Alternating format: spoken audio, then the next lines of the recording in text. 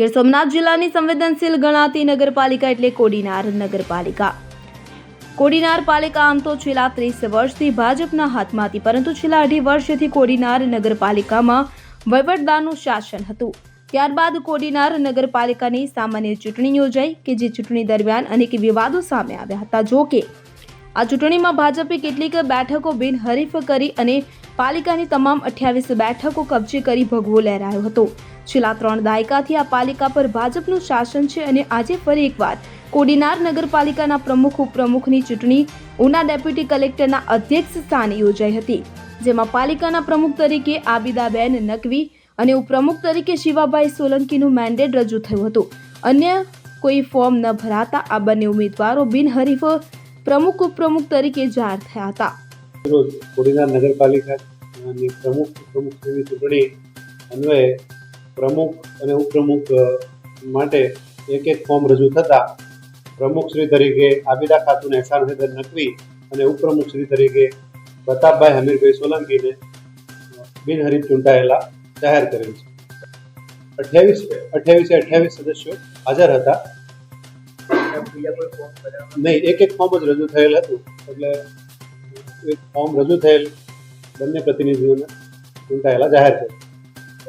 કોડીનાર નગરપાલિકામાં પ્રમુખ ઉપપ્રમુખની વરણી બાદ કોડીનાર નગરપાલિકાના પૂર્વ પ્રમુખ અને હાલના નવા નિમાયેલા ઉપપ્રમુખ શિવાભાઈ સોલંકીને મતે વહીવટદારના 2.5 વર્ષના શાસન દરમિયાન શહેરની વિકાસ કામગીરી ધીમી પડી હતી. શહેરની લાઇટ, પાણી અને સફાઈમાં પણ બેદરકારી થઈ હોવાથી આગામી સમયમાં ભાજપ પ્રેરિત પાલિકાની પ્રથમ પ્રાયોરિટી આ કામગીરીની રહેશે. તો કેટલાક એવા પણ કામ છે કે જેને પાલિકા પ્રથમ હાથમાં લઈ શહેરીજનોને ન્યાય આપશે. અત્યારે કોડીનાર નગરપાલિકાનો જે વિકાસ થાય છે, સૌથી પહેલાં દિનુભાઈ સોલંકીએ જે કર્યો છે વિકાસના કામ, કારણ કે એને પણ આમાં પોતે પર્સનલ જે અમારી સાથે રહી, અમારા વડીલ તરીકે જે અમને માર્ગદર્શન આપે છે કે કોડીનાર સિટીને કઈ રીતે બનાવવું છે ને કઈ રીતે કામ કરવું છે, એને નીચે અમે દિનુભાઈ સોલંકીને માર્ગદર્શનથી ઉપર પણ વધારે કામ કરે, કારણ કે અમને એ અમારા માર્ગદર્શક છે, અમારા વડીલ છે. ને કોડીનાર માટે એને જે કર્યું છે અત્યાર સુધીમાં એવા કોઈ નેતાઓએ નથી કર્યું, કારણ કે એને માર્ગદર્શનને લીધે જ અમે આગળ વધ્યા છે ને એની નીચે જ અમે કામ કરશું. આજે ઉપપ્રમુખ પ્રમુખની જે વરણી હતી, સૌથી બિનહરીફ થયા છે. પ્રમુખ તરીકે એહસાનભાઈ છે, એના મિસિસ છે, અને ઉપપ્રમુખ તરીકે હું છું, અને વિશાલ મેર છે એ કારોબારીમાં જે વિવેક મેર.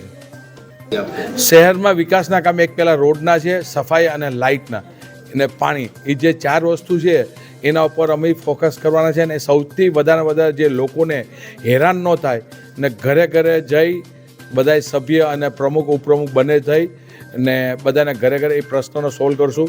કારણ કે જે 2.5 વર્ષ સુધી જે શાસન ગવર્મેન્ટ પાસે હતું કે અધિકારી પાસે, એના લીધે થોડુંક થયું છે, એનું અમે એકદમ કમ્પ્લીટ કરીને પૂરું.